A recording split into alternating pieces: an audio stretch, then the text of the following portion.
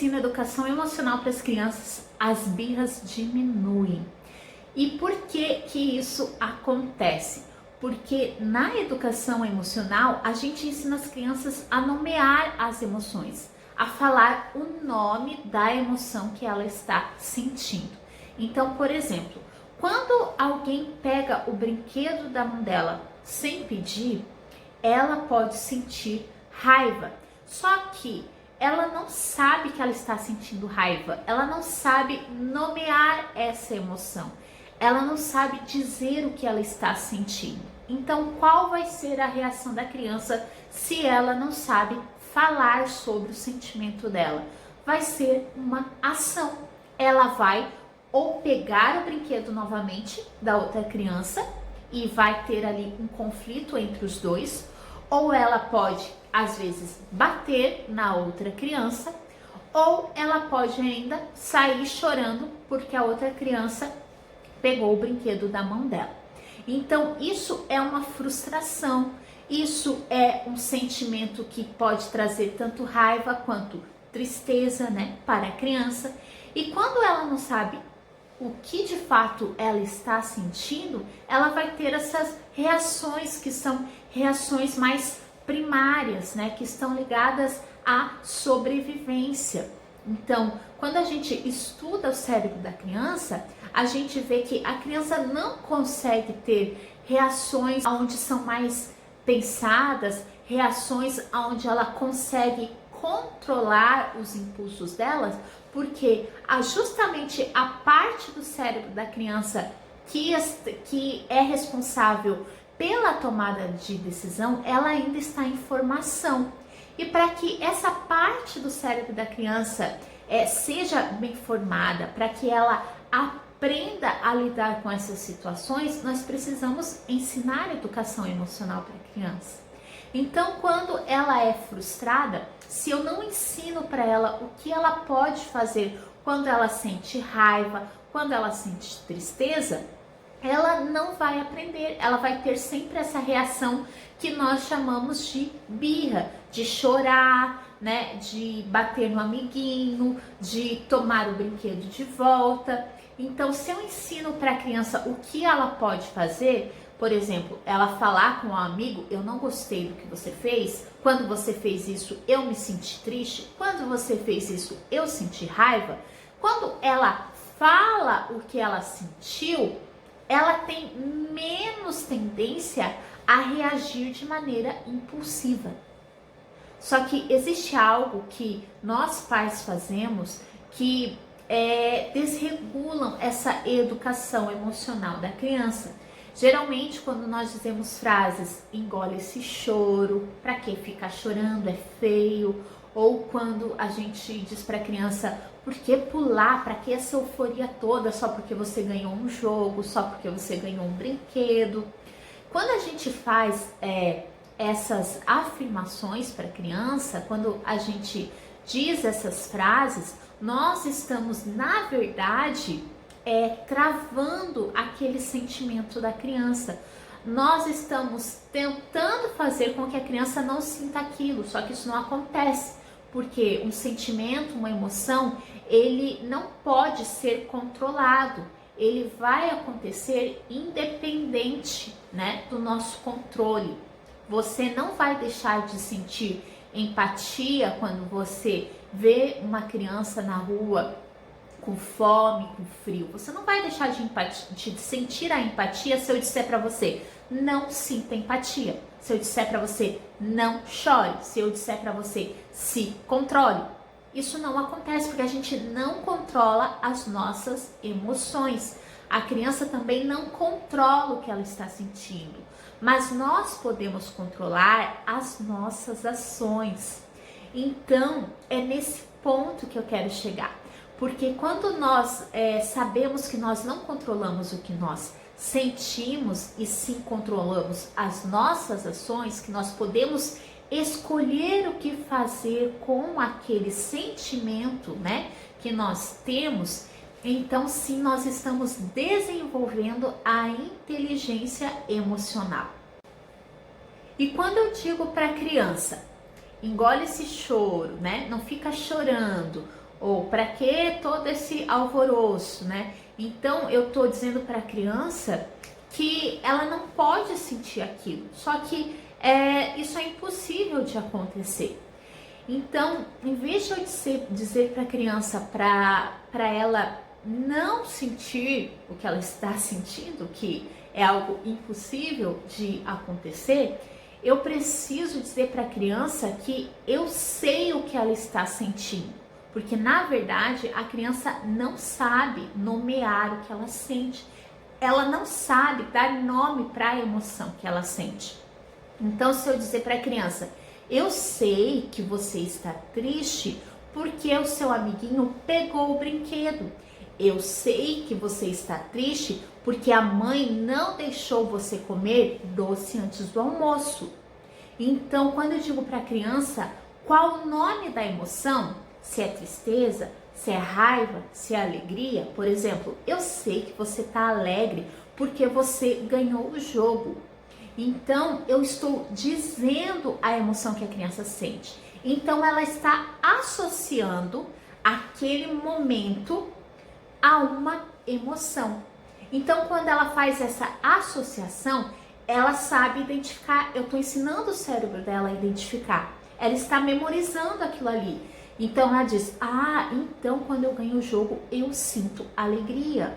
Então, quando o meu amigo tira o brinquedo da minha mão, eu posso sentir tristeza, eu posso sentir raiva. Então, a criança sabe o nome daquela emoção. E em seguida, depois que eu falo para a criança o que ela sentiu, eu acolho essa emoção. Eu digo que eu me solidarizo com aquela emoção que a criança teve. Então eu digo, eu também ficaria triste se alguém tirasse alguma coisa da minha mão sem pedir. Eu também ficaria com raiva se alguém batesse em mim. Eu também sentiria dor se alguém batesse em mim. Então você está acolhendo essa emoção. Então você está dizendo para a criança que a emoção que ela sentiu é importante. Olha a diferença. E quando, depois que você nomeia a emoção, você acolhe a emoção, então você diz para a criança o que ela pode fazer com essa emoção. Então você vai dizer para a criança, eu sei que você está triste porque o seu amigo tirou o brinquedo da sua mão, né? A mamãe também ficaria triste se alguém fizesse isso com a mamãe. E a mamãe também fica triste porque a mãe também não pode comer doce antes do almoço. Se a mãe pudesse, a mãe comeria doce antes do almoço, mas isso faz mal para a saúde. Então, por isso que a mamãe não deixa você comer doce antes do almoço, porque isso faz mal para a tua saúde e a mamãe quer que você cresça saudável. Então, você está explicando para a criança por que ela não pode comer doce do almoço, antes do almoço, e por que ela sentiu tristeza ou por que ela sentiu raiva por causa desse acontecimento. Então você nomeou a emoção, você acolheu a emoção, então em seguida você diz o que a criança pode fazer. Aí você diz, então você pode comer doce depois do almoço, você pode comer doce à tarde, você pode comer doce no final de semana, né? Então você diz para a criança o que ela pode fazer, tá bom? Que daí ela vai se acalmar. Então, e no caso, né, de ela, quando alguém frustra a criança, né, tira algo da mão da criança sem avisar ela. Aí você diz para ela, filho, você está com raiva não do seu amiguinho, você está com raiva da atitude que ele teve. Então você pode ter uma alternativa para isso. Você pode falar para ele o que aconteceu, que deixou você triste, que deixou você com raiva. Então vamos lá pro teu amiguinho e falar para ele, olha, eu não gostei que você fez isso, porque eu me senti assim, eu me senti dessa maneira. Então a criança, quando ela fala essa emoção, quando ela externaliza o que ela está sentindo, é uma maneira de ela agir quando ela tem uma emoção muito intensa.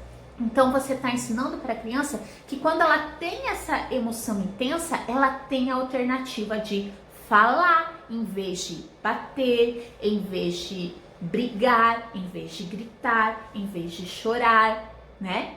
De fato, a criança, quando a emoção é muito intensa, ela vai chorar, tá? Então, deixa a criança chorar, acolhe a emoção dela, claro, né? Segura ela no colo, afaga, isso é importante, porque a criança sente que você tem empatia e isso desenvolve a empatia também na criança, né?